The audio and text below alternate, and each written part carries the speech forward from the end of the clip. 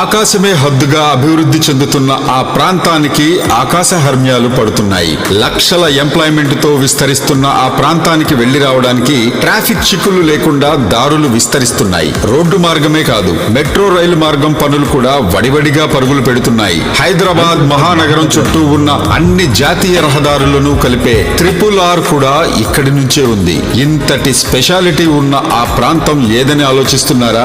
అదేనండి చేగుంట. కంటికి దగ్గర కాలుకు దూరం అంటారు పెద్దలు. కానీ ఇన్నాళ్లు చేగుంట ప్రాంతానికి ఈ సామెత వర్తించినా ఇప్పుడు మాత్రం వర్తించదు. ఎందుకంటారా?